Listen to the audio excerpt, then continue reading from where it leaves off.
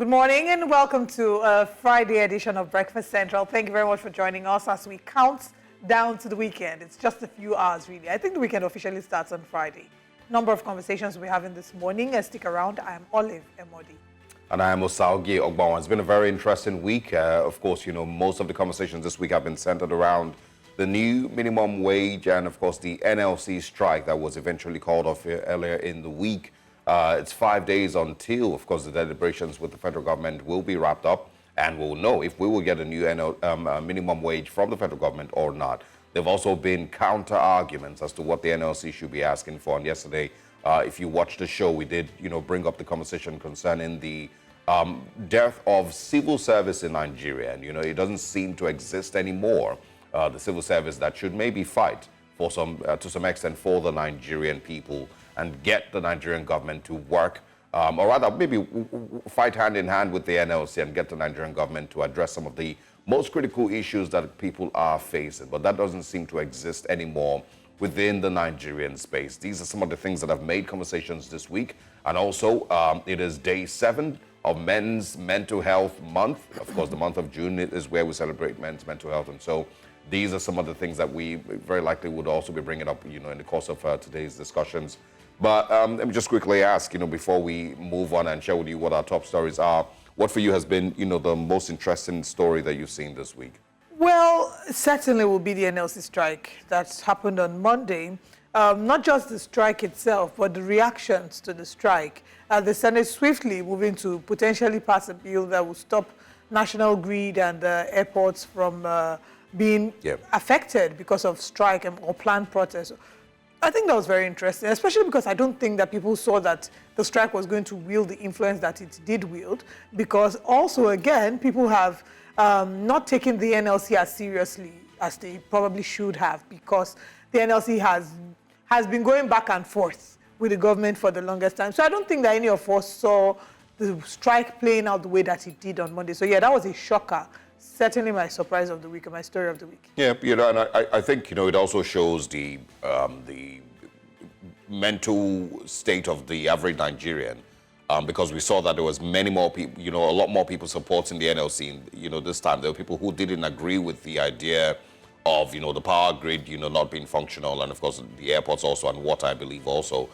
But that is also one of the weirdest things. Nobody even mentioned water, because Nigeria doesn't even recognize. I don't think Nigerians even have a water supply, a national water supply that, or maybe it's state regulated, I believe. So let's not even bring that up. But the point is, there was a lot of people who were supporting the NLC in this time, because everyone seems to be affected by the state of the economy and the state of, the Nigerian state at this time. So there was that.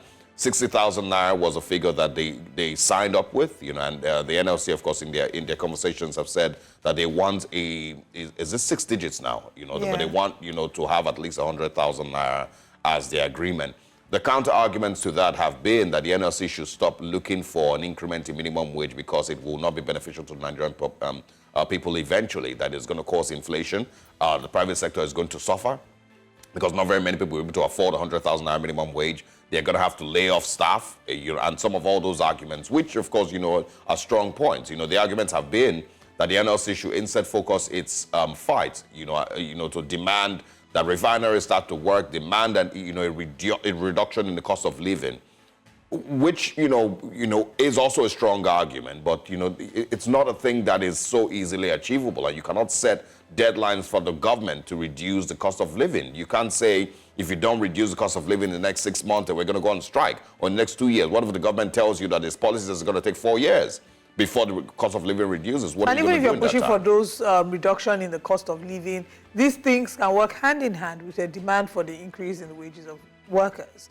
I don't think it should be one or the other. It could be, whilst we're pushing for the increase in the wages of workers, we're demanding that there be a reduction in the cost of living, or that you subsidize things for Nigerian workers. So these are some of the arguments that we've seen. It's interesting to see how a number of some of the comments that we saw, I mean, we took what Nigerians are saying.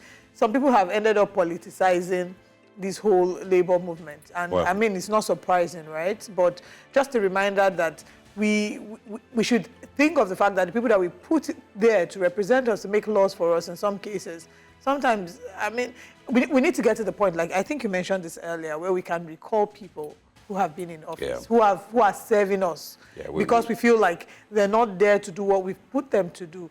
What is their priority? Have they put laws? Have we seen them saying, you know, a bill to hold the government to account for so and so? It's always, oh, let's change national anthem, or let's do this, like things that that don't affect the quality of life of Nigerians directly. Well, I mean, it just means that we need to strengthen our institutions. But, you know, let's quickly share with our viewers this morning what our top stories are, and right after that, we'll bring you breakfast headlines. This morning, the federal government confirmed subsidy removal as it warns against misinformation. And again, we're looking at the labor union crying out, saying that federal government is yet to present new offer. Also this morning, navigating Nigeria's entertainment industry. We're also going to be exploring that conversation. Yes, we'll be joined by Biodun Stephen, but we'll also be looking to the judiciary, seeing that the trust in the judiciary is now eroded, legal experts lament. Also, the newspaper front pages. What are the major stories making headlines across Nigeria this Friday morning? We'll be bringing that to you, and you can also be a part of it. But first is breakfast headlines.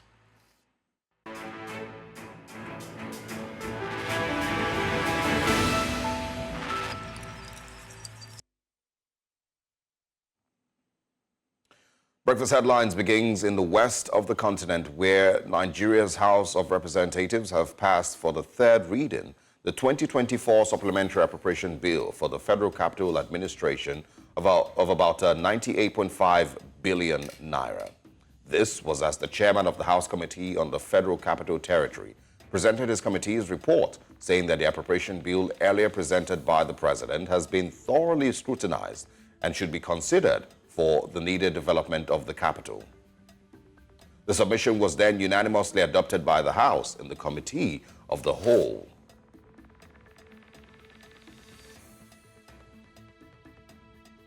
And also, the House of Representatives on Thursday passed a bill seeking to establish a new state in the southeast region known as Orlu State.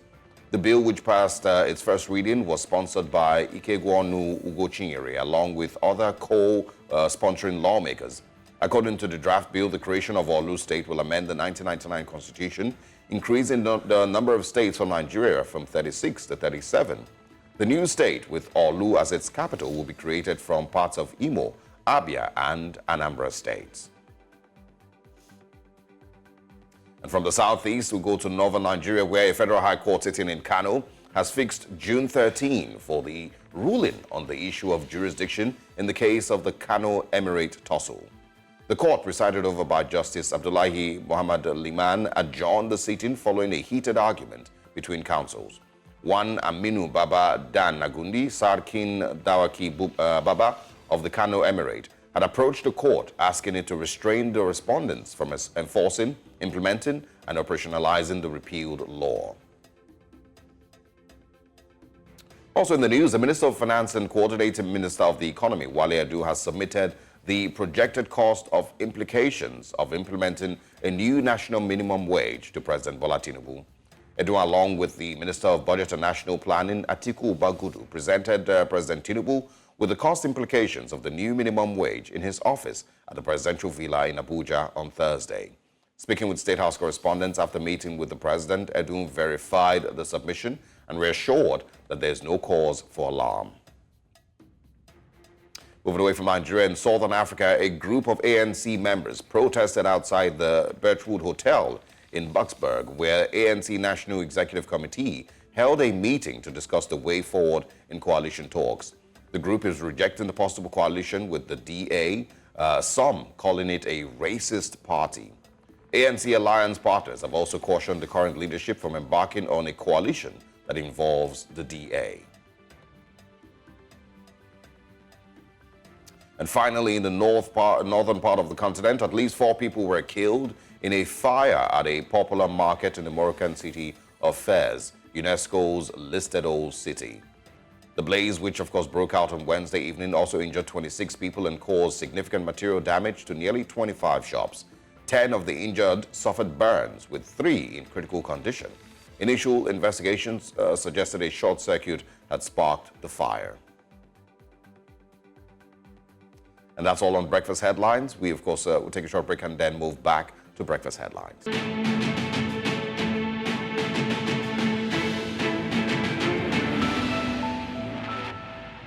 Legal experts have condemned cases of conflicting court judgments from several courts across the country, saying they are bringing the image of the judiciary into disrepute. This has once again been brought to the front burner as both the Federal High Court in Kano and the State High Court have passed conflicting court judgments in the light of the recent emirate dispute with two emirs in contention for the throne. Marvelous Obomanu spoke with some legal practitioners and now files this report. Issue of conflicting court judgments in Nigeria has become a problem for the nation's justice sector as it has eroded the trust and confidence the public has on the judiciary.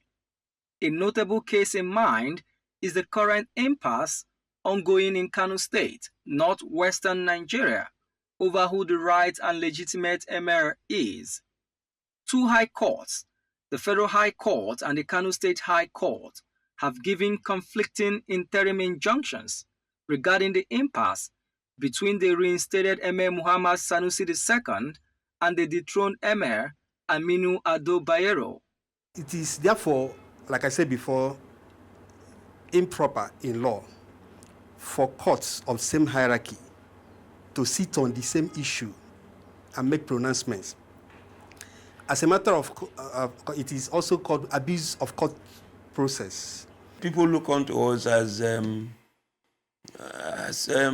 ministers in the temple of justice.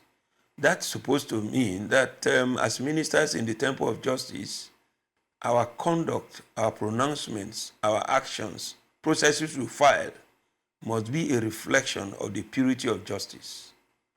In a situation that the Kano State High Court has first presided over the matter, what would the Federal High Court have done in that instance? The position of the law in plethora of Supreme Court decision, especially in the case of Arubenke, like I said before, is that when the court realizes that each process is being abused, it should strike out the matter. The Chief Justice of Nigeria has summoned the chief judges of both courts to appear for a resolution on the matter, despite details of the meeting not being made public. But there are strong indications that the National Judicial Council, responsible for sanctioning erring judges, will wade into the matter. Things are getting to an ridiculous level, very irredeemable level, what I refer to as almost a calamitous end of the nobility of the profession. Lawyers are supposed to be the light of the society. When you therefore allow darkness to overshadow your light, then gross darkness is then hovering in that society. Although the Federal High Court sitting in Kano has fixed June the 13th for ruling on the issue of jurisdiction in the case of the Kano Emirate tussle. In Abuja for News Central, Marvelous Obomanu.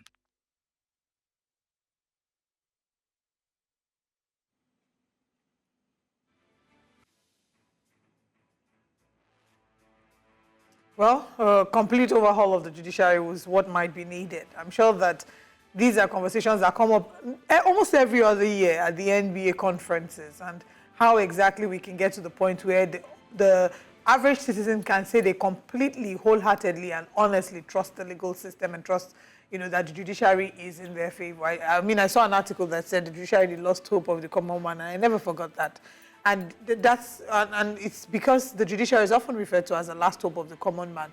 But we see that for a number of reasons. For example, with the last elections, there are people who would argue that the judiciary has hijacked the system. It's beyond just the tussle between the emir with conflicting jurisdiction or conflicting judicial rulings. But we've seen in many cases, even with the delay in cases, delay in adjudication of certain matters and the speed with the adjudication of certain matters, it now starts to look like witch hunt in some cases. So there's just a lot of work that needs to be done. The payment of judges is something that has been talked about as well. when the Chief Justice of Nigeria said that if we don't work on increasing the salaries and allowances of judges, we are risking the transparency of the judiciary. And it's not just with the judiciary, to be fair, it's with many sectors that require truth and, require honesty. So if you're not paying them well, there's a likelihood of them being influenced. Whilst I was interviewing Olisa Bakoba for our March 29th package, he did say that there was a story about a judge whose mom was incredibly ill and needed money. He didn't have the money.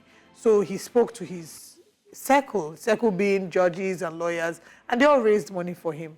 And he was held as, he was guilty of influencing them, because typically there's a law guiding how you receive gifts, even from lawyers. So he was, labeled as it was classified as professional misconduct, that he shouldn't have done that. So the argument was, how exactly was he supposed to get money if he's not being paid adequately to be able to handle the affairs of himself and his family? If there isn't proper health insurance for him, proper health insurance for his family, how exactly did you expect him to make the money? So these are some of the arguments that explain the rot that we see there.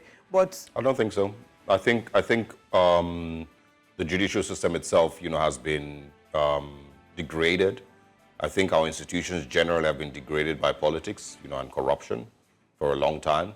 Arguing that if you don't pay judges well, they will, fall to bribe and all of that, is almost giving the same excuse to the police and saying that that's the, the reason that they should, be involved in criminal activity and, completely be a disgrace to the criminal justice system. Or to maybe journalists who want to tell the wrong story. How much would you say is enough?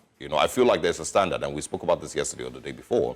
There is a standard with which you should place, judicial officers, as a country. Every country should have that standard. You can not argue that the reason United States senators or British, members of parliament or the ones in Denmark, all of that are not paid, half as much as Nigerian, National Assembly members are paid. They don't, display the same level of what word do I use now? Self-centeredness as the Nigerian senators, whereas these ones are paid a lot more. So what would be a fair amount that you're going to pay a judge that you can say, okay, now that you've paid him this amount, he is no longer going to be corrupt? I don't think that's what it is. I think there should be a value system before you make it to that level, as a judge, or in the justice system generally. Should they be paid better? Absolutely. Should they be paid well? Yes. Same thing with the police, same thing with every other arm of government. Everybody should be paid well enough, but money should not be the reason, why you do not carry out your duties well enough. Same thing with journalists. Everybody should have some level of integrity. Integrity, right. But unfortunately, in Nigeria, our institutions have been so battered and beaten and, eroded that, these are excuses, it's a common excuse, why a person will break the law or, do the wrong thing. We need better institutions in Nigeria. Same thing, what's going on in Kaduna now is in Kano State, is a clear signal of, the depth of institutions, and the fact that we do not have stronger institutions that should protect these things. And that includes the traditional institutions. That includes the state-level institutions. There were arguments against, Justice Liman getting involved in a case that should be handled by the state. It's the state that handles traditional issues, not the federal High Court. Exactly. Even a federal High Court that is not even, the judge is not even in the country at the time. You're giving so there's many reasons why none of this just looks good. But it didn't just start in Kano State last week. It's been an issue that has been ongoing for a long, long, long time. Will any of these things be fixed with the current administration? I have zero faith that any of them will be fixed. Will any of the institutions that we have complained about being weak be fixed with the current administration? I have zero faith or zero expectations. And, I think, that we should start a don't waste our time campaign, because I've said it before that these people that you find on the federal and the state and the local government level, they represent a waste of our time. For those who are expecting that these persons are voted into office so that they can fix the issues that Nigeria is currently dealing with, and you realize 1, 2, 3 years later that you are even worse than where you started when these people got into office, they represent a waste of your time. They represent a waste of your vote, a waste of your effort, a waste of your interest in anything, that is governance related. What we do is that we waste, we dance this same dance every 2 years, and then we start preparing for the next elections. And then have the same conversations when it's time for the next elections, which once again would likely represent a waste of our time again if we don't vote right. Because institutions that should also even help us vote right as a people have been so degraded that we can't even get that process right. And so, there maybe should be a hashtag of don't waste our time. And that is to the federal and the state, level of governance, local government, level of governance, even everybody.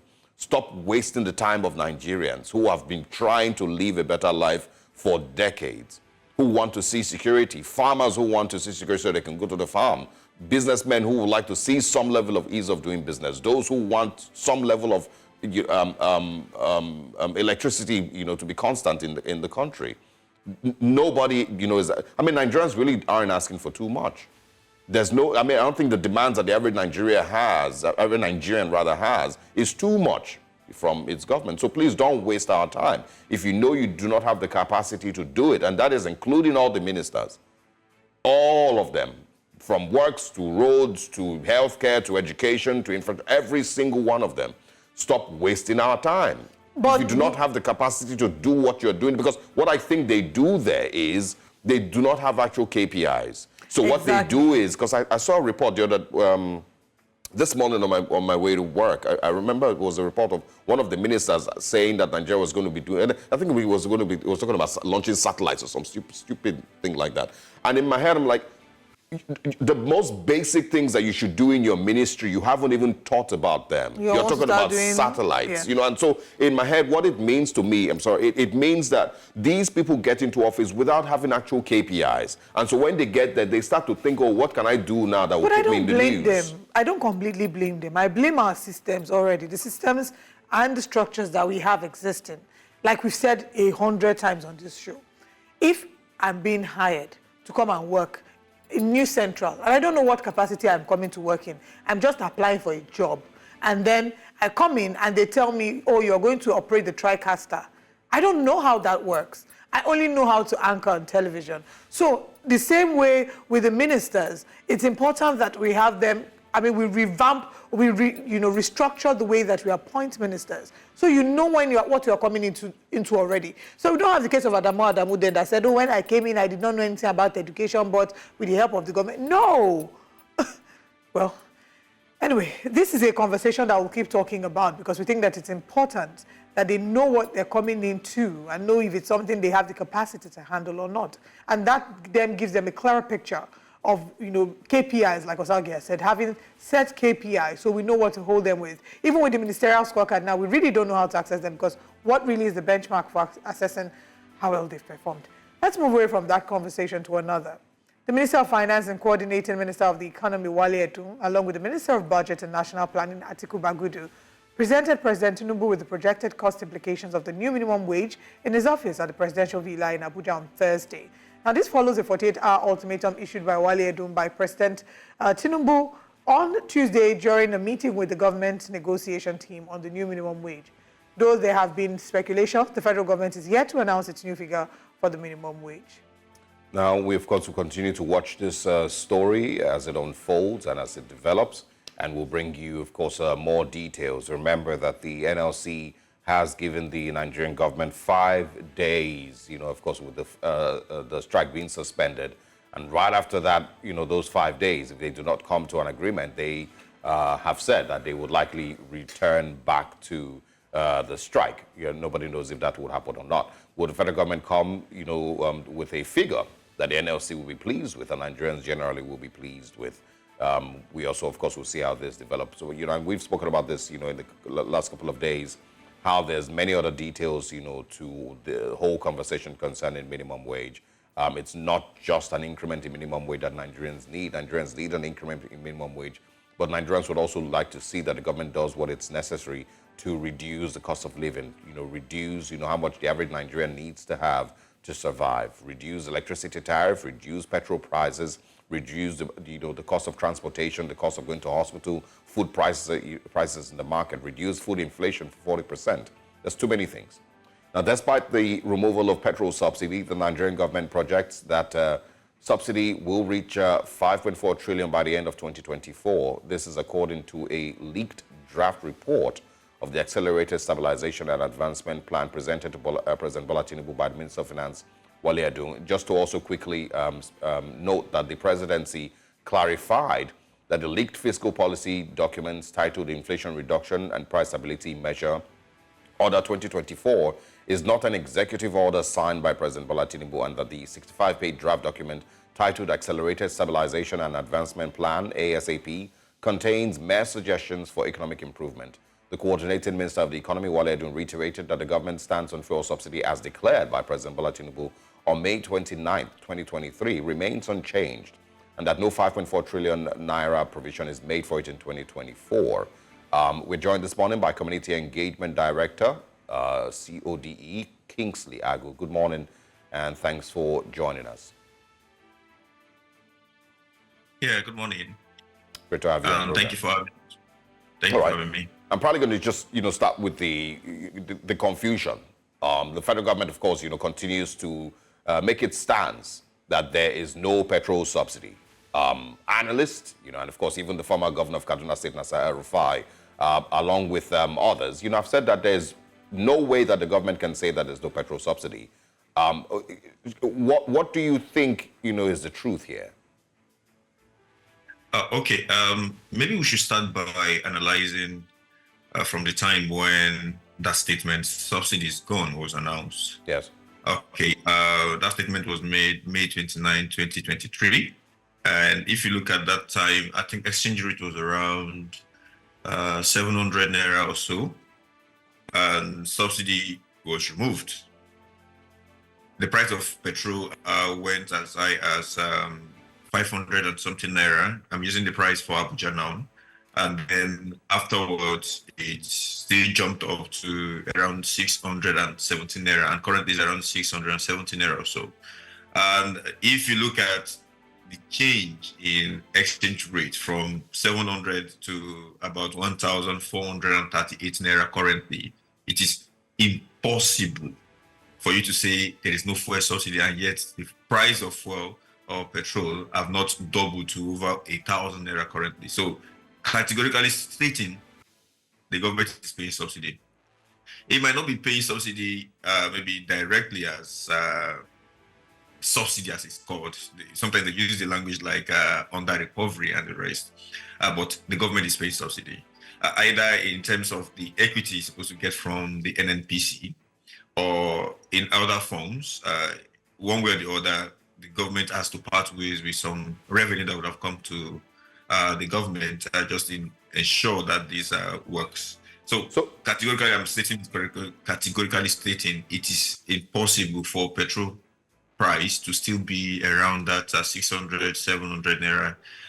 Currently, looking at the exchange rate when the government is not paying subsidy. So the government is paying subsidy. So why is it difficult for the government to admit? Because they don't.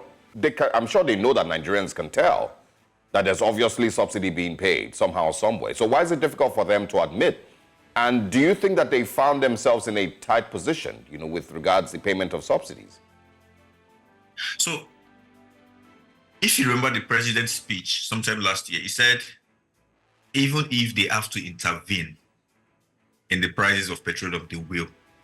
He already gave you a hint that they will intervene even if they have to subsidize the fuel products. That's what I read out of that. And it's obvious they're actually intervening already.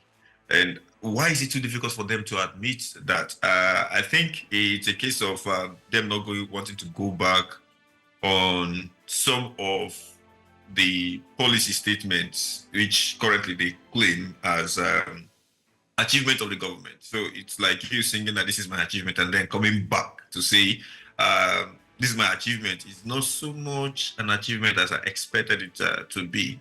But then, is it important for the government to intervene or pay subsidy right now? I think the big question is, it's quite dicey. I think I pity the government. This is me being very honest. I pity the government because it's quite dicey. Would you rather allow the petrol price to climb to over 1,000 naira and have the entire masses on the streets protesting because of high cost of living that is already unbearable, or would you rather intervene? So, but it's about the transparency in the whole system. We need to be able to understand the position of government at this point in time to know exactly how much is coming into government, how much is spending in petrol subsidy, and how much is left at the end of the day, so that everybody would understand their position at this point in time. So I still do not understand the rationale behind denying this, because even the World Bank has also mentioned that government is definitely paying subsidy, because there's no way the price will still remain the way I mean, it's not only the World Bank. It's not only the World Bank, IMF, and the presidential candidates of the People's Democratic Party, Alhaji Atiku Abubakar, that have said that the federal government is still paying subsidy. So if they come out and say, and even debunk these reports that they're not paying subsidy, and yet these people are saying that subsidy is still being paid, shouldn't maybe an investigation be carried out? Alhaji Atiku Abubakar has called for an investigation to be carried out. Don't the Nigerian people deserve to know what the true position is? And do you see that investigation actually being carried out?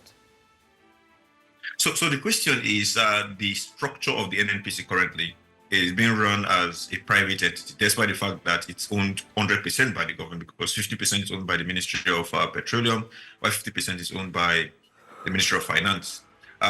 So since NNPC is being run as a private entity, it makes it difficult for you to be able to, you as a private individual, to be able to try to get information from the NNPC currently, because they will tell you it's a private entity.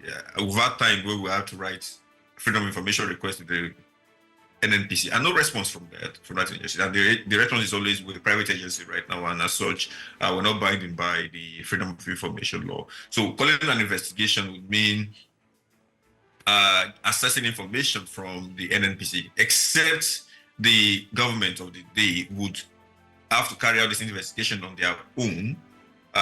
It would be almost impossible to be able to get this information from the NNPC. NNPC is in the right position to get it. So I think this brings to bear the position of organizations being set up, or government agencies being turned into private ventures like the NNPC is currently. But the Freedom of Information Law, for example, states that any agency, any company, any organization that is offering services on behalf of the government, it doesn't matter whether you're a private agency or not, once you're offering services on behalf of the government, you're supposed to be binding by that. So, but then the NNPC will not respond to your freedom of information request. So until the government of the day decides to do an investigation, carry out an investigation into what's happening in NNPC concerning the subsidy, we might just be wasting our time trying to do that from outside. But emphatically, I would say it's the government of the day is paying subsidy. Yeah, I mean, they almost would never admit it. You know, I think one of the reasons also is because of the way that it was, you know, explained, that they were taken off subsidy because there were some individuals that were, you know, stealing Nigeria's commonwealth and some of all those big words that they use, and that they were going to redirect the funds that Nigeria would save from paying subsidy into other forms of development. But, you know, that doesn't seem to have happened, you know, and so... So the biggest challenge of our removal of subsidy is the fact that Nigerians have been unable to see where these funds have been rechanneled into, because removal of subsidy would have transformed into seeing more CNG buses, more cheaper means of transportation, using other means of transportation to ensure that Nigerians still do not pay as much as they were paying initially when it was petrol. And mind you, there have been several announcements about how the government intends. It's always the plans of the government, what is on ground. That is the big question a lot of us are asking. If Nigerians begin to see where you rechanneling those funds, in quotes, that you claim is not being spent on subsidy, then Nigerians will join you in this campaign that we need to tighten our belt and be able to. But what we keep hearing every day is plans. We intend to. When are we going to start seeing those actionable plans on ground? That is the big question which people like myself and a whole lot of Nigerians are actually asking, and that is the biggest challenge currently. How can they transform these plans on what they intend to do with these funds that have been saved? Even though my position is actually has a contrary opinion about that, because for me, government is not saving 1 naira from subsidy removal. Why do I say Yeah. so? It's like you owing 100 naira to pay back as debt every year. And what you just end up doing was you remove subsidy, and instead of paying back 100 naira as loan, because mind you, that 100 naira you're paying for, you're borrowing to pay the 100 naira, you cut it down to 50 naira. So what it means is that you just cut your loss, not necessarily saving money or having funds to spend on other things. The reason why government is having more revenue right now to give to states is because of the devaluation of the naira. So what it means is that the devaluation of naira is giving. So when we earn foreign exchange, we have more naira to spend within the country. That's exactly why government has more money to give, not necessarily because of the removal of subsidy. And I keep on saying it over and over again. Nigerian government did not save 1 naira. And I wonder why it was so difficult for the government to come out and say it exactly as it is. You did not save. You rather just cut your loss. Because as at that time, during the Buhari's government, we were borrowing to subsidize our petrol.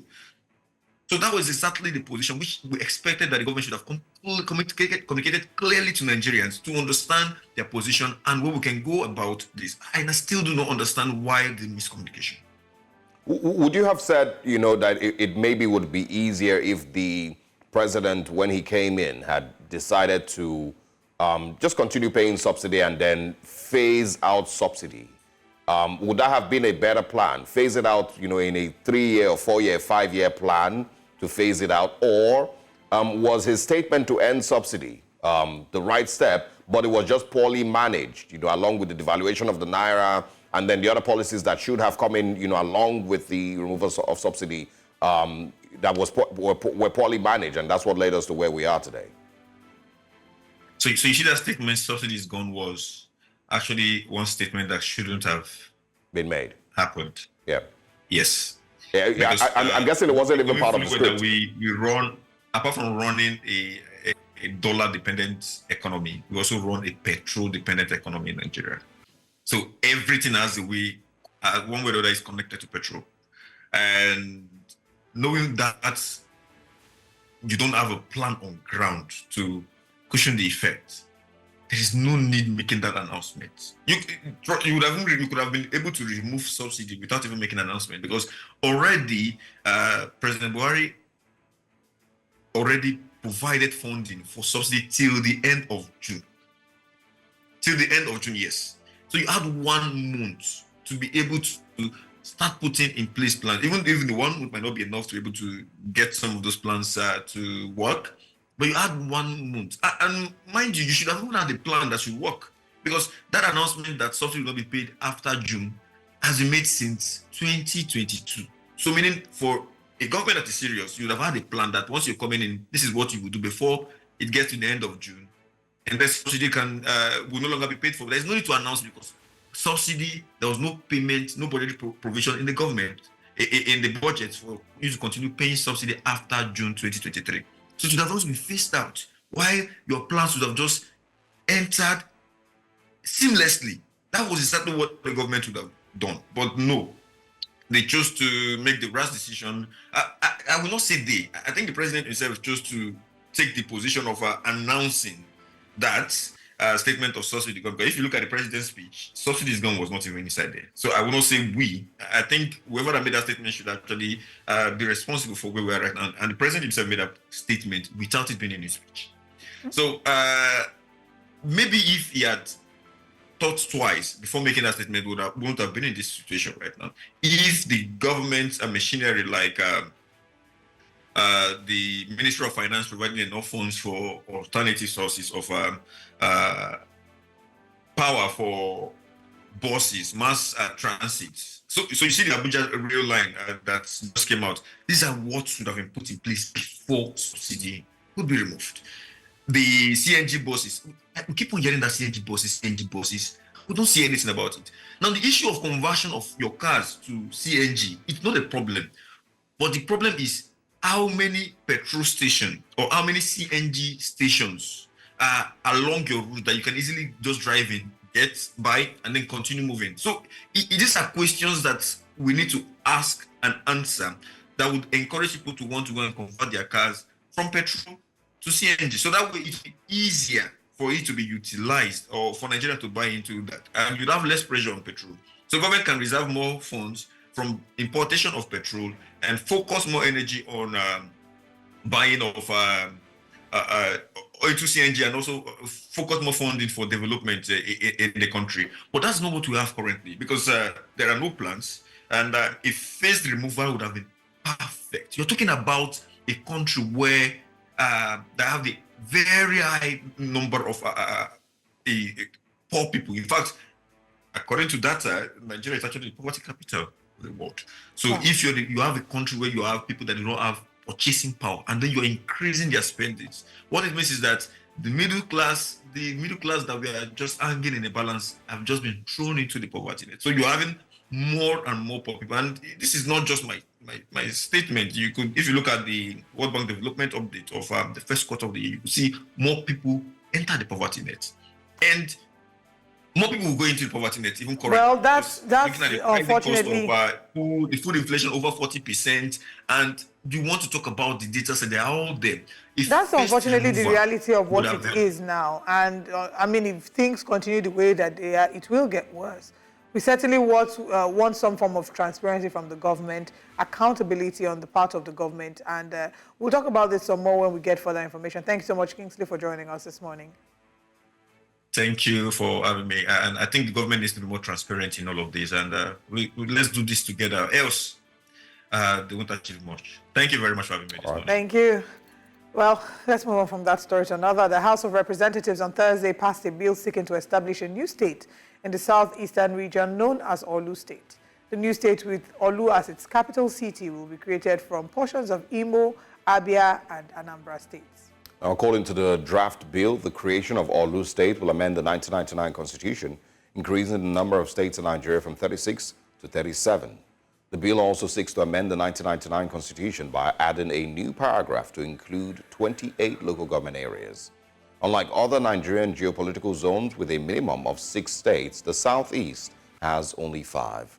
Joining us to discuss this is legal practitioner C.C. Chukwudi. Good morning, and thanks for joining us. Good morning to you. It is my pleasure joining you this morning on this important discussion. Great to have you join us. Now, let's get your thoughts on the whole idea of an Orlu state, the creation of a 37th state. Of course, discussions for a long time that the Southeast has just 5 states. We need a 6th state. Is this necessary?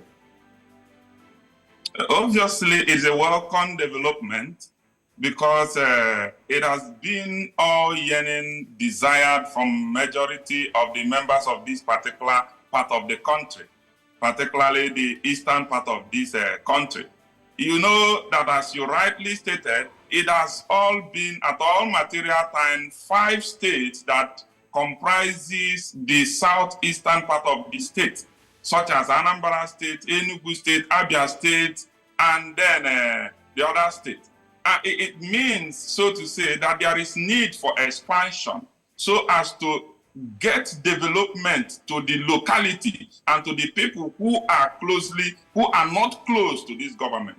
If you go around the map of these particular states, you will notice that some persons are far removed, that they find it very difficult to connect to the capital of every state.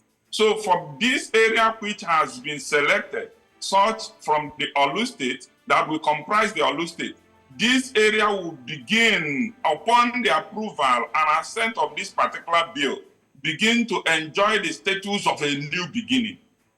And development will get to them.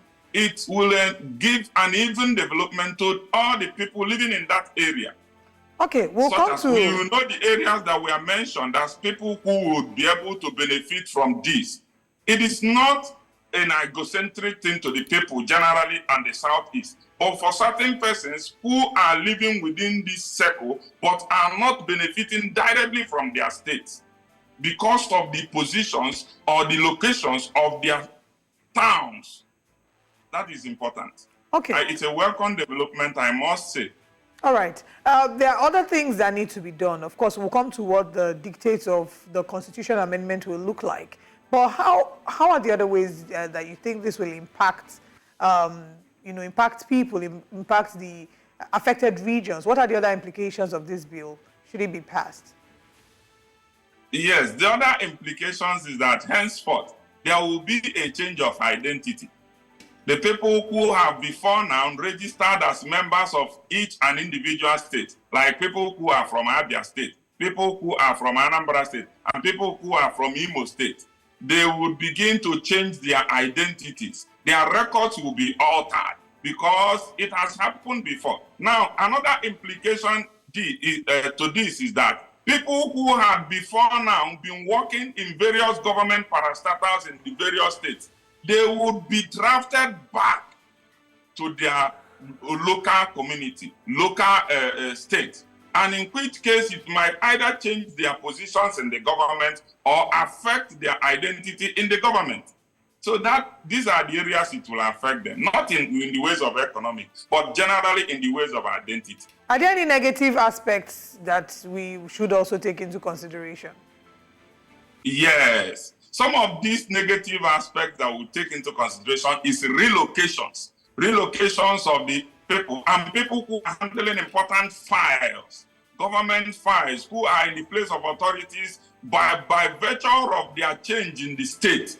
It will affect the important locations or positions which they are handling within their currently existing state. Imagine, for instance, a person who is serving as a judge in Anambra State, but a member of this particular region, purposefully to be drafted into a new state. It will affect the judgments or the proceedings of the court upon which he is currently handling, because the law makes it clearly and sacrosanct that once a judge changes a location or place, every matters that he is handling will start de novo. It will start afresh. So these are the areas it will affect them.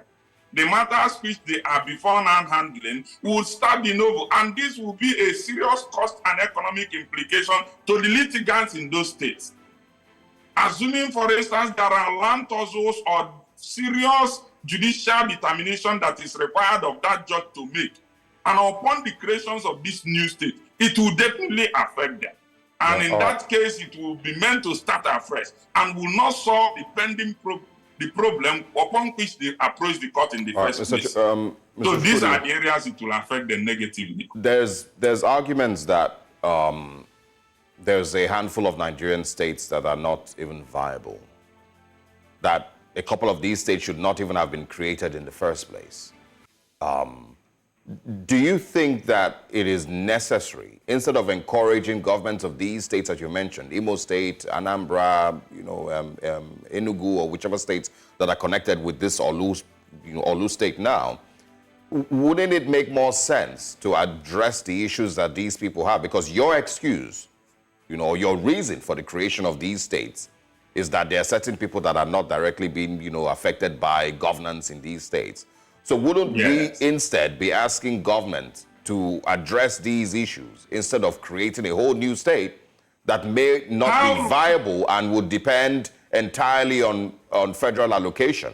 None of the southeastern states can be said to be fully self-dependent on its internally generated revenue, but you're asking that we create a whole new state to once again be asking for federal government allocation and not be able to handle its affairs by itself. And the reason behind creating this new state is simply because, well, there's people in this region that, government's not really getting to them, so let's give them a whole new state and a new governor and deputy governor and House of Assembly. Do you get my point? Can you defend the viability of this state? There is an adage that says the more the merrier. It means that it would be clearly, because in our own understanding, if you speak directly for yourself, you would certainly address central issues that are peculiar to yourself, as against those which other people are speaking for you. What do you mean by other people? Other people. If you go through the bill, the bill created a lot of local governments, up to 28 local governments, and which means that the constitution will be addressed, will be amended in order to include the additional local governments as part of the constitution, 28 in number. I imagine that Anambra State alone has 21 local governments. Look at Imo State, look at the Abia State, and this new state that is proposed to be having about 28 local governments, it means, without mincing word and without doubt, that the level of development that will come centrally upon them would be massive, even much more against that which other states may have been contributing. But these places that you're talking about now, more than that disadvantage. but the places you're talking about now are currently under certain local government areas. It's not like they just exist. So there are persons who currently represent them at the state level and at the federal level. So, I mean, creating new local governments out of these places doesn't necessarily change anything. What this sounds like is back to the argument that the Southeasterners have always had, that they feel like they don't have enough representation in the National Assembly. And so they want to create a new state and create, you know, an avenue where you have more people in the National Assembly represented them. But the people who currently represent them don't even do anything for them.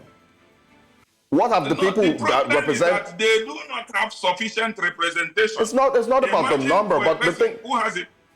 I mean, look at what the ones currently representing them are doing for them.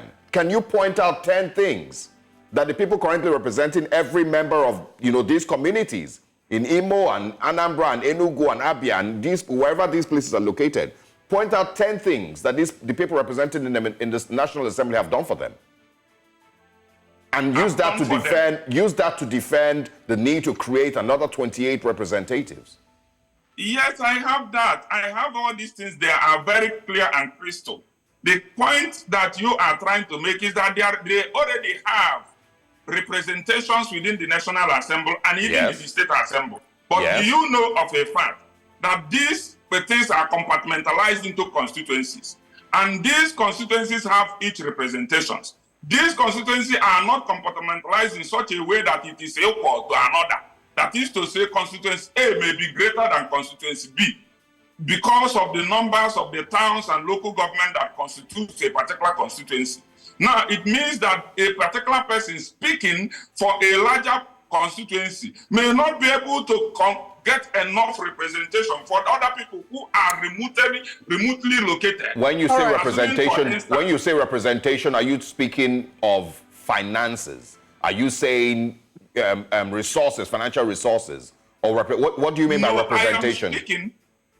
I am speaking of bringing the desired need of that particular area, because the need of the constituency, the people living in town A, are different from the people living in town B. And as a matter of fact, the constituency development projects and other things which they desire may not be even for them. So you cannot, while speaking for constituency A, desire a pure water for them, and then the other people desired a bridge which will access them into their farm and be able to bring out their products from the farm. All right. And when you have canvassed for one and been unable to canvass for two, the representation is not even.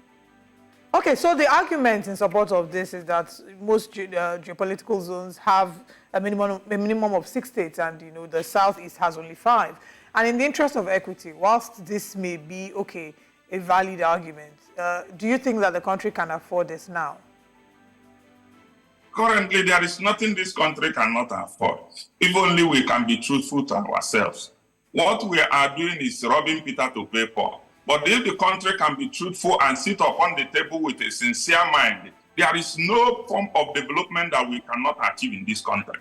We are blessed even more than much other countries doing well in terms of mineral resources, in terms of human resources.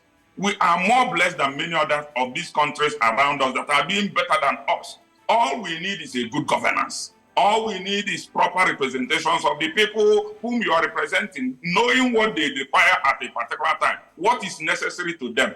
Government of Nigeria can afford it, even afford more than that. But what we are saying is that the eastern states have cried for a very long time of marginalization. They've cried for a very long time of not properly being represented. They've cried for a very long time that the central are not giving enough attention to their desires and yearnings. So it is an opportunity to grant them this. Let them look at it. If it will pass the second reading, and then proceed for the amendment of the Constitution to give right to this particular state. All right. This is not the first time anyway. Yeah, and just once again, I want to bring back, something that I mentioned before. Is there any state in the Southeast that you can point to, that its governance and its representation, both federal level, at the state government level, and of course, State House of Assembly level, has been so phenomenal that the people who, have been elected into this office have represented the people so well that it defends the demand for one more governor in the Southeast to represent these people or represent those ones again? Is there any state in the Southeast that you can point to? I would rightly point to Anambra State. Anambra State has been a state that carries everyone along. The other time, the governor visited the remotest part of the state, trying to bring development closest to them, even where the other past governors have not been able to visit, and give them hope and great roads linking them to the city. These are the areas we want. Areas where the desires of the people would be listened to by the government of the state and be able to attend to them. Now we talk about security, we talk about economic, we talk about human development. These are the areas this particular state, Anambra State, has been recording the highest, even above other states. I wouldn't want to, so that people will not look at it that I am being selfish as to that, but the fact speaks for itself. So I think my final question here would be that the governors of the affected states, are they in support? Do you think that this cry or this call represents the voice of the majority in these states? I wouldn't want to say for them because none of them had made comments so far. None of them has made comments. I've been following the news, trying to know whether or not they have made comments. But you will certainly know that if your house is about being divided, you would not be happy about it. You would want it to have more so as to have more, because this thing will also cut down in each individual's allocation from the federal government. Because you cut down from this allocation in order to make up this allocation. So that is the position. So I don't think not much of them will support it, but some who are reasonable and who are futuristic will look at posterity's judgment and accede to this request. Thank you very much. Thank you very much. Thanks for joining us. We'll see how this conversation develops, and would like to speak with you again. Thanks for joining us. I appreciate it. Thank you very much. It's my pleasure. You're welcome. All right. If you're just joining us, we've had a very interesting hour, first hour here on Breakfast Central. Let's quickly share with you a recap of some of the things we've spoken about and also what comes next.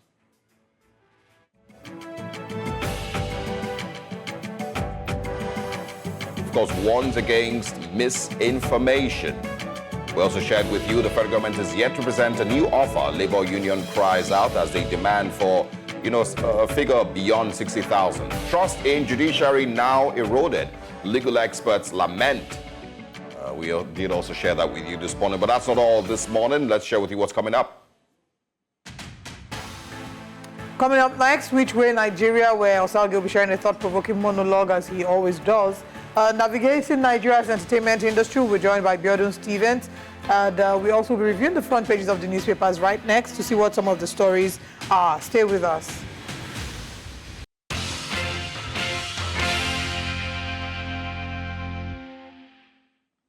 Welcome back to Breakfast Central. Let's find out what the big stories making the headlines are today. And joining us to review these is the head strategy and public affairs, Nairametrics, Wade Ahimia. Thank you very much for joining us. Thank you for having me in the studios. All right, now let's get to the papers.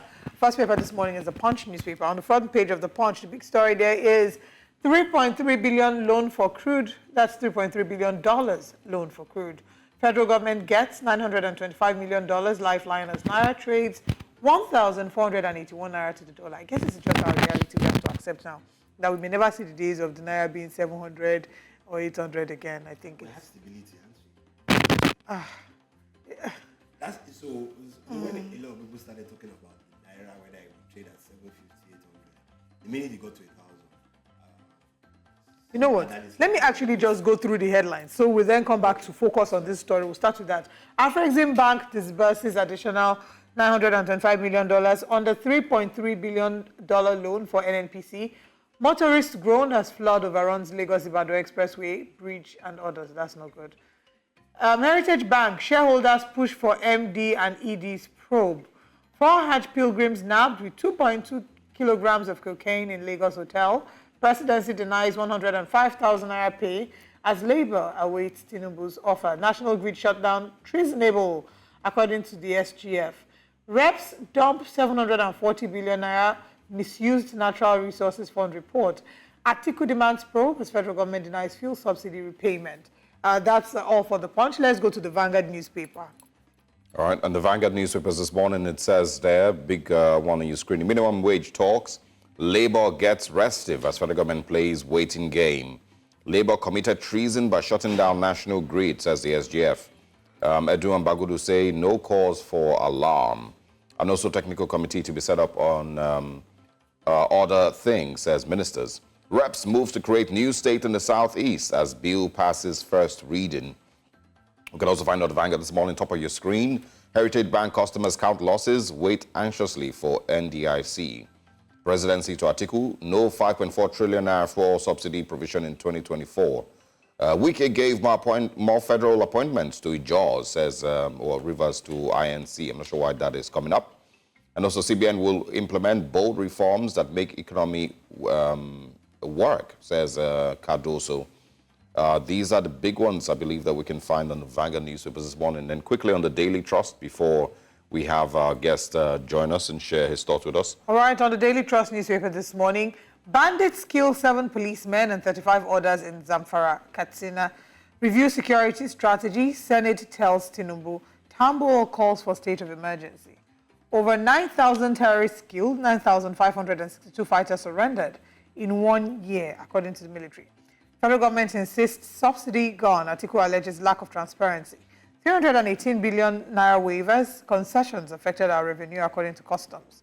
And at the top of the paper, MTN Nigeria's chief marketing officer quits. Okay, I'm sure that there's a huge reason why this is on the front pages this morning as well. Private sector demands concessions as Labour awaits federal government's off, and that's all that we can take on the Daily Trust. Let's get back to the big story on the Punch newspaper. We're talking about how, even though I did say that it seems we will now come to the reality that the exchange rate is between 1,400, 1,500, and that may be our reality, as we may never get to see the good old days when the Naira exchanged at 700 Naira to a dollar.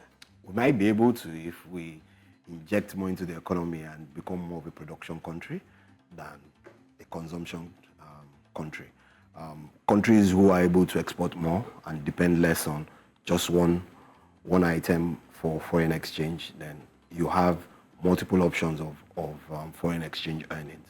And the diversity of that increases your portfolio.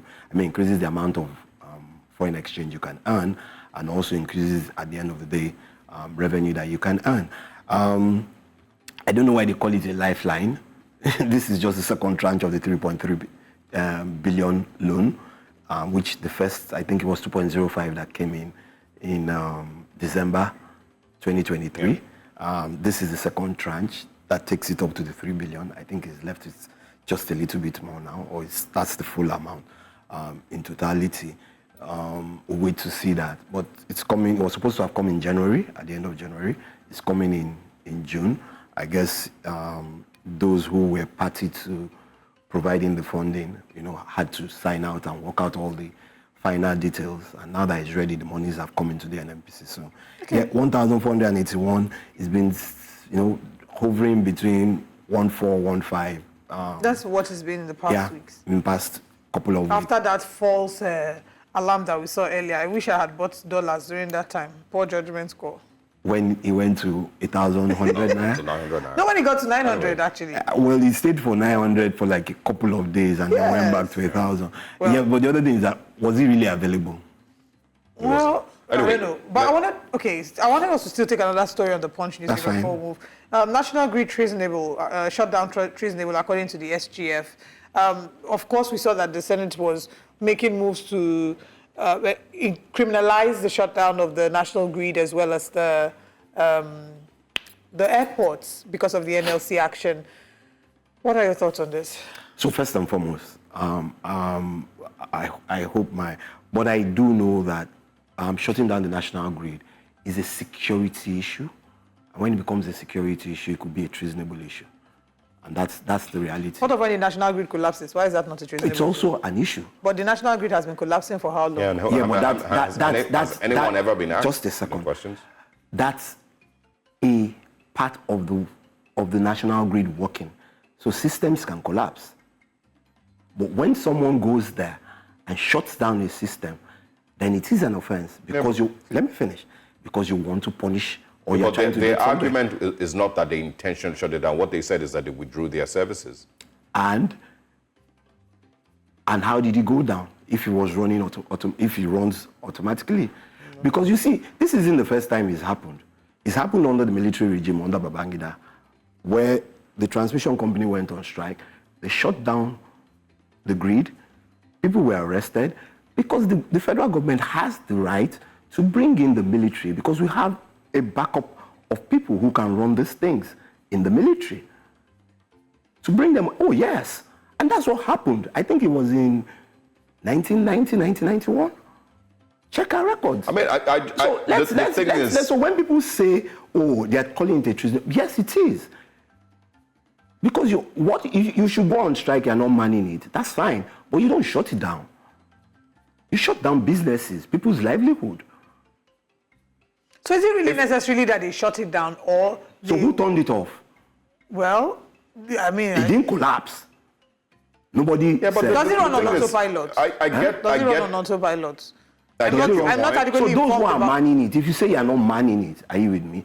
You are doing work to rule. Then let the owners of the business look for the people who will man it. You don't turn it down because you are doing work to rule. You have a good point, and this is not speaking in defense of anybody here. It's just throwing in every argument that we've heard because we've had the NLC on the show this week twice. But it would be nice if we were speaking of. I mean, it would be really nice if we were speaking of a country where, when the national grid collapses, we actually have people answer questions as to why Nigerians don't have power for 48 hours because the national grid collapses. And if we're speaking of a national grid that was giving us 100,000 megawatts, we're like, oh, it's collapsed. Not our... You see, whatever it gives to us, 2,100. it makes no difference. Whatever it gives to us, the first thing first is that there is a national grid that gives us power. Is it adequate? Are we getting optimum service from what we have currently? To the best of my knowledge, yes, we are. We haven't gone beyond that. They're trying to expand some of those things. Is it working immediately? Maybe not.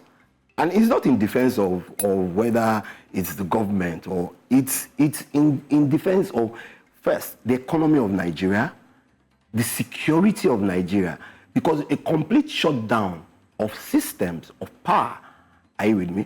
And there's no time that the national grid has collapsed, are you with me? That those in charge of the national grid have not told us what caused the collapse and have told us what they did to try and remedy that and put that in place within a short... let me finish. Yeah. Within a short period of time. So let's not make the conversation seem like the conversation... My conversation... It's in defense of pulling the country down. It's simply in defense of the fact that, are you with me? Yeah. Doing work to rule, are you with me? Doesn't mean that you should shut down my own equipment because you don't own them. You work on those equipments, you work for me and you manage those equipments. If you're doing work to rule, I can get other people to help me run it in the short term. Are you with me? And that's would you the thing say that we should be looking at. Yeah. What would you say, because these conversations are happening because of where Nigeria has found itself.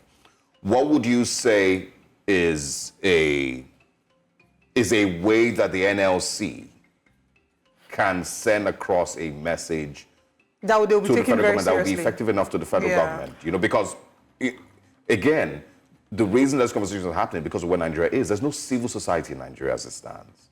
It almost doesn't exist. So if Nigerians are hoping, that there's somebody who would take, a stance on their behalf, what can the NLC possibly do? So let me juxtapose what you just said. Are you with me? Yeah. You work for a private entity. Are you with me? And they're all parts. And we're all workers. Let's always remember that. Are you with me? Whether we're earning minimum wage or we're earning a living wage, we all work one way or the other. Either we're self-employed or we work as employees of people. So let's also remember that because you have a disagreement with the federal government, are you with me? Which constitutes maybe between 5 and 10% of the working population and the employment force within the country. Every other person should suffer. Let's remember also the NLC. Let me finish. Let's remember also the NLC saying that immediate, and let's also remember the organized private sector to a large extent, from when the fuel subsidy went out, are you with me? Yeah. Power subsidy, just name it, all the inflation, they have continually tried to manage by ensuring that to a certain extent, they provide some additional forms of whether it's allowances or increases in salaries and so on and so forth. Which has been very tough. Exactly, for everybody. Yeah. Because we're all living under one economy. I'm not going to say because the economy, in my own opinion, I think the government is not doing, that turning out policies, the implementation is not as good as it should be, then I should now say that we shouldn't try and work within the economy and start to rejuvenate the economy. One of the things I said earlier is that, off air when we're saying, I said until we go back to becoming a production nation rather than a consumption nation, then we're going to face a number of all these challenges. And it's still the same thing. So when you shut down a whole system, not just the federal government that has access to electricity. No. But because we also need to touch other stories. Yes, so I let's just move wanted on. you to speak on a better way to send a message to the government. The that better way was Nigerians the said, strike, it's not- which they had started, and you see, this is the first time in a long time that the NLC, that's the Central Union, went into strike. And within 24 hours, all the affiliate unions sent messages across. Because of the way that it was hit. I don't think that they would have been taken as seriously as they were. Let me finish. Because everybody feels the economic impact. We've had, let me finish. Okay. We've had ASU go on strike on its own. The NLC didn't say how much They did they joined say? them at So that's what I'm saying. 26th of July All last year. affiliate union immediately within 24 hours went on strike. This is the first time in a very long time in my lifetime in Nigeria. Yes, Yeah, and but I again, believe that the reason why all of them joined in is because this is the first time. I mean, the NLC hasn't been able to wield as much influence as they typically did. But this first time that they were paid this attention because they hit where it hurts. And this is not me holding brief for the NLC. Yeah. I'm just trying to analyze the things as it is. Which is what I because just said. They hit the national grid, they hit the airports, people couldn't fly. So That's what I'm saying. It was Every them. affiliate union immediately joined the strike. Yeah, Because of but the when seriousness. we also, paint it as treasonable offenses. But there are matters of national security. I agree. Anyway, I think we'll spend too much time Yeah, on let's this. move on to- Let's talk about the denial of payment of petrol subsidy. The presidency, of course, the article says no 5.4 trillion naira for subsidy provision in 2024. They also say that, of course, fuel subsidy has truly been stopped. Wale Edun, of course, said this yesterday. Who's lying here? Is it, those Nasser Rufai, Atiku Abubakar, and others who have said, of course, the IMF, who have said that we're still paying subsidy, or is it Wale Edun and President Tinubu? That's it's like me drawing out the rabbit from the heart of the magician. But the truth of it is, if government says they are not paying subsidy, I am inclined to believe, but based on my own knowledge of the industry, and when you look at, I call them the triplets of the downstream industry, petrol, diesel, jet fuel. Yeah. Are you with me? They all sell within the same range. Are you with me? Per metric tons. Whether you're producing them at Dangote refinery or you're producing them from external refineries and bringing them in, the selling price is between $950 per ton to about $1,100, and it depends on the quality. So if diesel and jet fuel on the average are doing 1,300 naira per liter, and petrol is doing 650, then we should ask the question: did the world fall on top of chicken licking at the end of the day? That's really the question I should be asking. Hold on. Chidi, good morning. Good morning, Nigeria. My take this morning is on the national grid. I totally agree with the guests in the house there. The fact is that the NSC did a good job by coming up with this strike to show the federal government what the average man needs. But for the fact that this average man, we rely on this light, you could shut down everything, but not on this light issue because it affected so many things on these common people around. this strike was a good one, and it is a good one, but they shouldn't have collapsed the national grid, honestly speaking, because it wasn't a right thing to do, because the masses were suffering, we pay for this, and so many things. But Chidi, can I ask you something? Yes. Do you think that if they hadn't done that, and I don't think, I mean, I'm not in support, I'm not against, but do you think if they hadn't done that, that they would have been paid attention?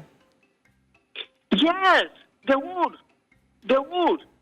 Okay. Because you shutting down the airport, you shutting down other places, it really affected mostly the airports, because most of these people, they cannot travel. They cannot travel. But they can use their gym in their houses to power light and electricity. Why we will be suffering?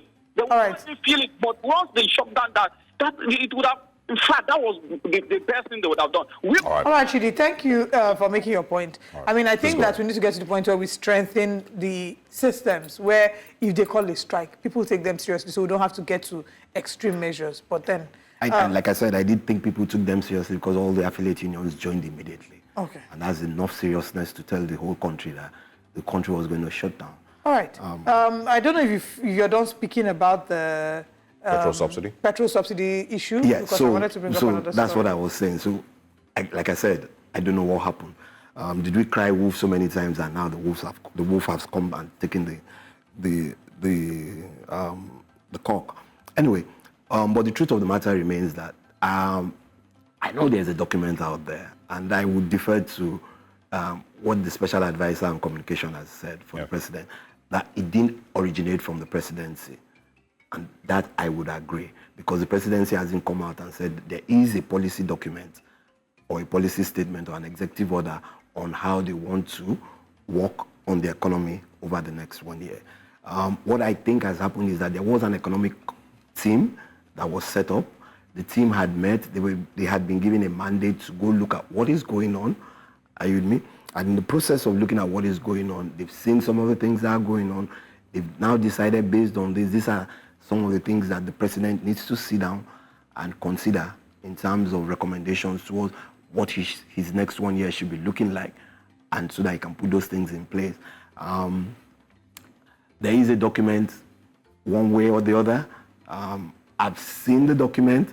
I haven't read the document. So I'm not going to go into the details of it. But one of the things that came out from some of the people, some of the other analysts I know, is a 5.4 trillion subsidy payment inside the document. I don't know what it is. Like I said, I haven't read it. But the fact remains that if government says they are not paying subsidy, but I've given you an analogy that tells us that maybe that's really not the right thing, or that's not... It's not realistic. It's not realistic. Thank you for the word. So I'll leave it at that. But the fact remains that there is a document, a draft, it was called a draft document that was submitted, and it's a report. It's not a policy document. It's a report of some activities that have been carried out and what they are recommending. So I'll just leave it at that. All right. Good morning, Elder David. Elder David, good morning. I don't think he's here. All right, let's quickly move to our next story. I want you to react to this. And this is talking about, and it looks like a very small story on the front page of the Vanguard. Elder David, are you there? Good morning, ma. Good morning, sir. Good morning. Please go ahead with your comment. Thanks for calling. Thank you very much. Well, in fact, the grounding of the national grid, let's just be very careful. We should tell ourselves the truth. The people who are involved, they said they are striking. Yeah, the union are striking. They have a right, like what I always said. But closing down the national grid is a crime against humanity and God. Do you know it is the commoner that are suffering it? It's not a felony in every country. Even when army take over, they don't do it. Let them stop it. They should not try it again. Because you ask somebody, say they are not closing down, whether the government will respond. If they do it again, the people will revolt against them, the common people. The big man there doesn't suffer it. It is the poor people who are suffering it. That's what we are saying. And if they are denying it, it seems they are mischievous by denying it. If there's electrical fault, the thing come down. There is no problem about that. All right. Put in a simple language. Thank you so much, Elder David, for sharing your thoughts on this story. I want us to quickly move to another story because we're out of where we should be leaving this segment shortly. Police detain another journalist, Precious Eze, over reports on Lagos-based businessman. Now, the police has been accused of coming under the guise of the Cybercrime Act to sort of stifle journalists and public commentators on certain issues. And according to the reports, they found out that he had been arrested like 1 week after the arrest had happened. And, you know, this is not the first time we've seen them being accused. Well, how do we then draw the line? You know, if we keep seeing arrest of journalists, is that not a threat to the fourth estate of the realm? Yes, I totally agree with you. And it's not just journalists to touch public commentators, because if you come on the show and say something, I know. They can pick you up. I know, because they can tell you and like I said, this big cloud called issues of national security. Are you with me? They will tell you your statement can instigate or incite or so we all need to be, and that's why every time, even as analysts, and as journalists, you all need to make sure that we check all the things that we're searching for, and make the statements based on the facts that we know and the data that we have, not just, you know, hearsay, which for me is a way for us to manage a number of those things. But it's unfortunate that the way arrests are being carried out, for me, is you don't tell people to come in for questioning or for interrogation, and then the next thing, they are not released or they are detained for over, you know, when you ask for a what? week. Let's even for a whole day, are you with me? What is it to write a statement? Am I no longer entitled to bail?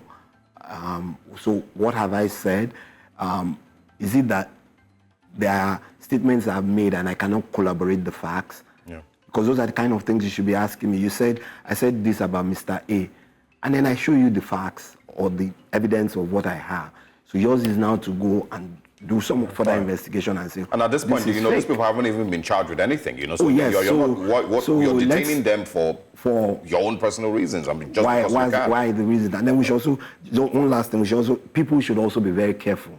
Because let's also remember, I can come back to hit you. Yeah, all right. We have a call from Abuja. Good morning. Thank you very much.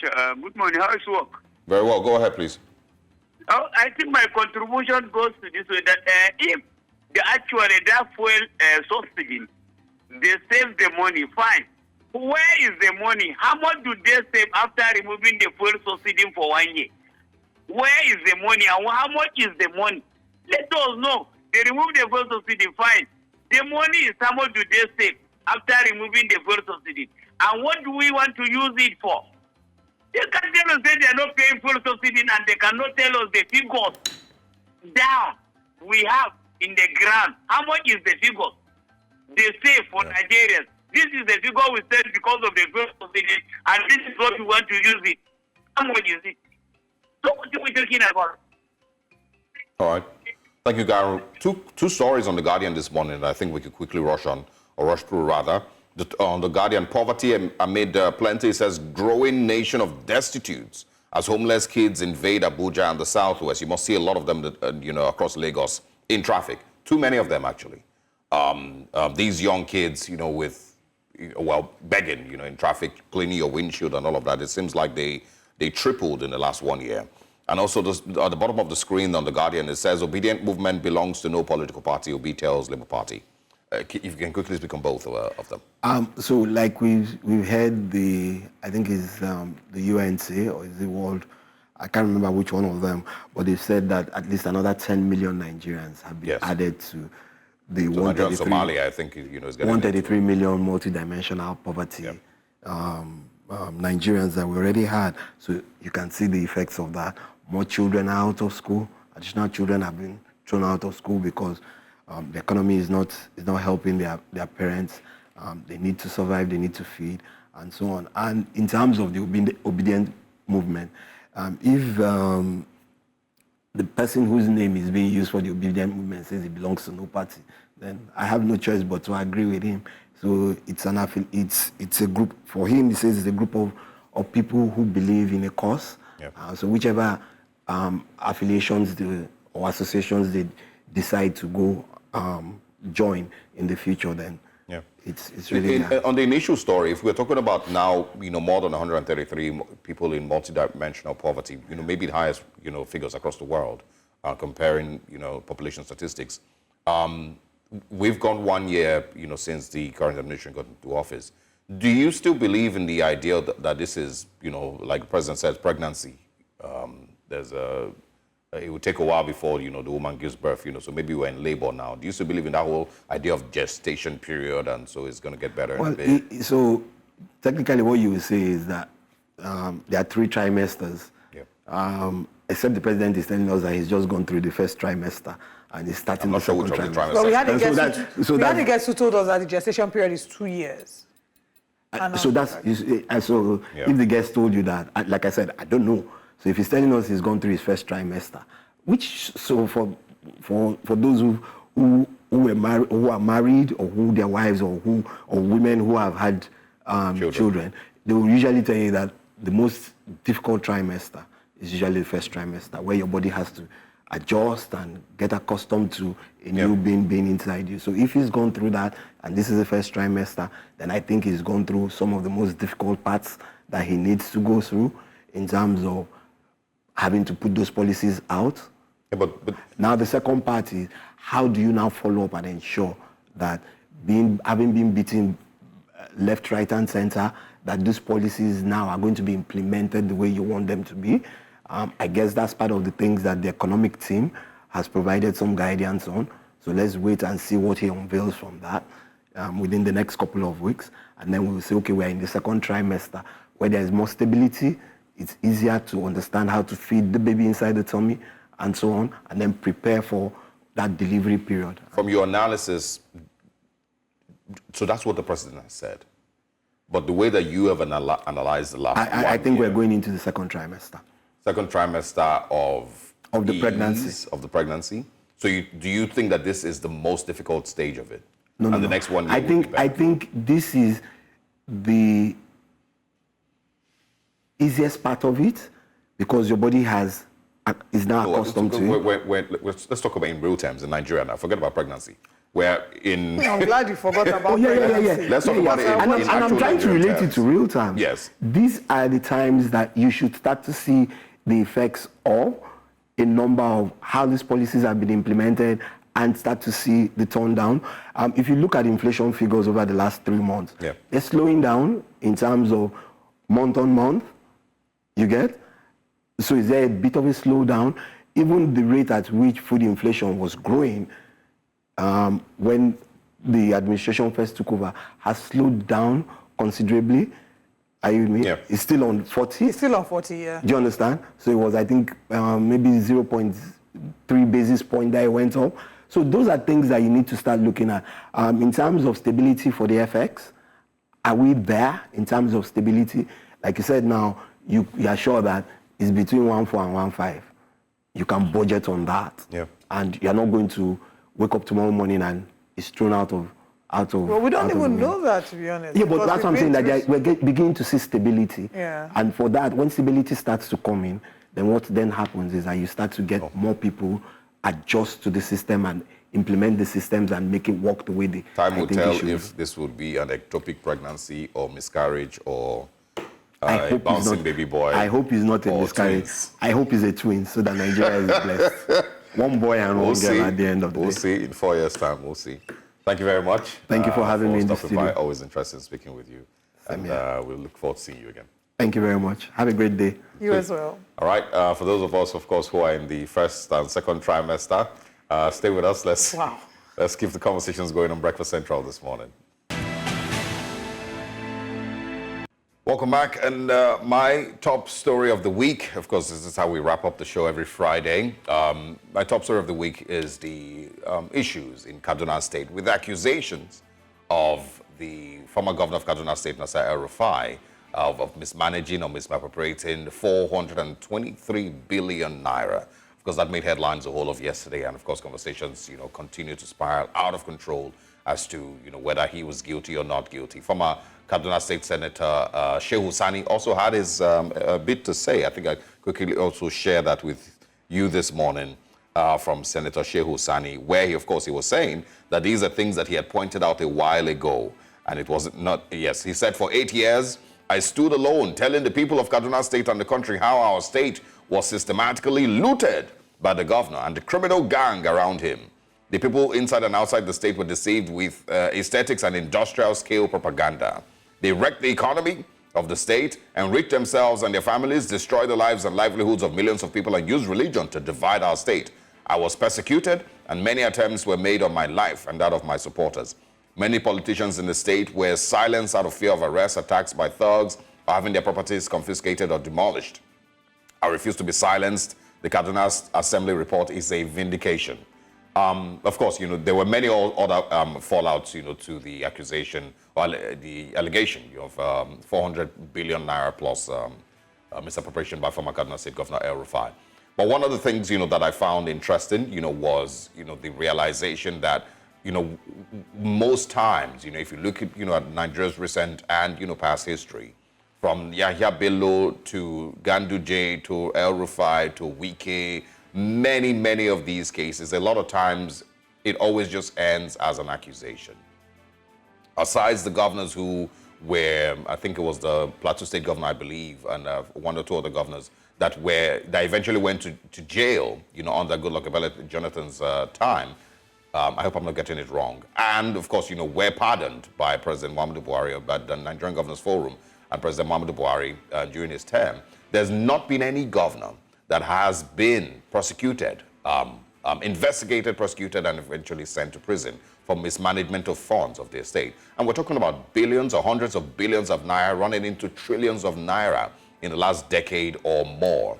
No, not one time. And one thing that I've also found interesting yesterday, I think a guest also mentioned it, is that when governors say these things, they don't necessarily need these media trials. When you have state houses of assembly say these things, nobody needs a media trial. You can simply take him to court. Why is the State House of Assembly simply mentioning these things or, talking about, the fact that they will probe or they will investigate? There's no need for all of these things. Simply go straight to charging him with misappropriation of funds. Simply go straight to charge him. I mean, the state has the resources. He is no longer a governor. He no longer has any immunity covering him. He no longer has anything, protecting him. So simply use the state resources, Criminal Justice Act that the state has available to it, to prosecute him. Charge him to court. If 400 billion naira is missing from the state, if contracts, worth 400 billion naira were misappropriated, simply charge the governor. There's no need wasting Nigeria's time. And that's why, once again, I bring back that conversation about stop wasting our time. Because that's what these people, again, represent. They represent a waste of our time on the state, federal, and local government level. Don't waste the time of Nigeria. Nigerians no longer have 4 or 8 years in them to simply hope that you do better while you sit down there and waste time and enrich yourselves and your cronies. So if the Kaduna State Governor, or rather the former Kaduna State Governor, has these allegations, charge him to court. It's simple. There's no need to tell anybody. Nobody needs to hear about what the State Assembly is saying. Take him to court.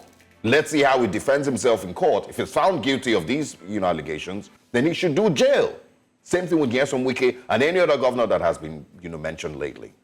That's my story of it. I admire your aspirations about being of course, I'm just talking. I know it's not going to happen. And going to jail. I really admire them because, these are like our former. I don't expect that it will happen. Our former national anthem said, "Great lofty heights, but in this case, not attainable." Yeah. Anyway, my own top story of the week would, of course, be the trending story, the NLC strike, and the strike as a result of the demand for an increase in minimum wage. They stopped at 494,000, and the federal government came up to 60,000. They blatantly rejected that, even though now they've come to an agreement to suspend the strike.